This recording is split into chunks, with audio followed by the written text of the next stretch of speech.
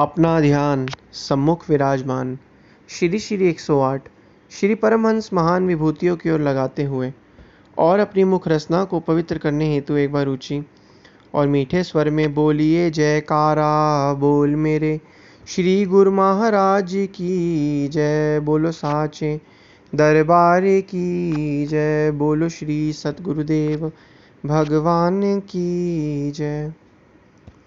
गुरुमुखों, आज हर एक मनुष्य की यही दिल की तमन्ना है कि मैं जो है हमेशा खुश रहूं और कभी भी दुखी ना हूं। लेकिन उसकी जो कार्य करने की क्षमता है, क्या वो सुख वाली है? ध्यान से अनुभव किया जाए या ध्यान से देखा जाए तो नहीं। कार्य तो वह सभी सुखी होने के करता है, लेकिन अंत में हमेशा उसको दुख ही मिल रहा है और वह कलह कल्पना के शिकार से हमेशा जो है फंसता चला जा रहा है। तभी तो वक़्त के संत महापुरुष कहते हैं, कबीर कलह और कल्पना सब सत्संगत से जाए, दुख वहाँ से भागा फिरे सुख में जा समाए। कि जितनी भी कलह और कल्पना मनुष्य जो है आज अशांति से भरा हुआ है, उसका यह मन, मानसिक पीड़ा उसको होती रहती है। ऐसा क्यों होता है? क्योंकि जिस माहौल और वातावरण में वो रह रहा है, उस माहौल वातावरण में सच्चा सुख और सच्ची शांति है ही नहीं। इसी कारण जो है मनुष्य जो है आजकल परेशान हो रहा है। अब इस परेशानी को कैसे दूर किया जाए? कहते हैं भगवान ने मनुष्य का मन इस तरीके से बनाया है कि मन जिस माहौल में रहता है वो अपने आप ही उस माहौल को जो है अपनी तरफ आकर्षित कर लेता है। अगर आप मन को किसी ऐसे माहौल में रखेंगे जहाँ बुरी चीज़ें, बुरी संगत है, तो आपका मन वैसा बन जाएगा। अगर आप अपने मन को ऐसी जगह रखेंगे जहाँ सही लोग, अच्छे विचार, शांति में जीवन, तो आपका मन वैसा बन जाएगा। अगर आप अपने मन को आध्यात्मिकता से जोड़ेंगे, रोज़ सत्संग श्रवण करेंगे, परमपिता परमात्मा की बंदगी करेंगे, सेवा वगैरह करेंगे, नाम सुमिरन आराधन करेंगे, तो आपका मन वैसा बन जाएगा।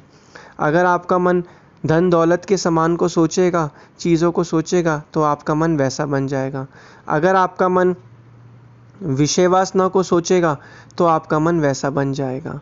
तो भगवान ने जानबूझ के मन की संरचना ऐसी बनाई है, क्योंकि अगर मन एक ही चीज़ में हमेशा समाया रहता तो मन तो दुख में या तो दुखी रहता या तो सुख रहता। अवस्थाओं के अनुसार ही मन के अंदर की अवस्थाएं बदलती हैं।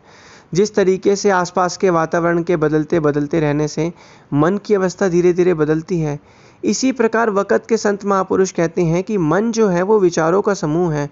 जो भी आप चीज़, कोई कर्म करते हैं या चीज़ करते हैं, तुरंत उसके विचार अपने आप ही मन के अंदर बनने लग जाते हैं और विचारों से ही जीव चलता है और विचारों के अंदर बहने से ही जीव के अंदर जो भाव उत्पन्न होते हैं, उन भावों के कारण ही जीव को सुख और दुख मिलता है। अब ये सुख और दुख कैसे मिला? जब वो विचारों से जुड़ा, विचारों को से जुड़ा, जुड़ने के बाद उसके भाव खुल गए। भाव के अंदर सुख है तो सुख मिला, भाव के अंदर दुख है तो दुख मिला। क्यों ना अपने मन को अंदर ऐसे विचारों को बनाएं जो सुख और हमेशा के लिए सुख और शांति दें। सुख और शांति देने वाले विचार मकान, जायदाद, बिजनेस, व्यापार नहीं है। इनके विचारों को सोचने से सुख और शांति नहीं मिलेगी। सुख और शांति जो है परमपिता परमात्मा का नाम जपना, उनकी सेवा करना और हमेशा विनम्र भाव होकर रहना, वही सुख और शांति के विचार हैं। उन्हीं विचारों को सोचकर उनके अंदर बहने से आपको हमेशा आनंद और शांति मिलेगी। मन तू ज्योत स्वरूप है, अपना मूल पहचान। वक़्त के संत महापुरुष कहते हैं कि मन तू ज्योत स्वरूप है, अपना मूल पहचान। तू मूल कहाँ का है?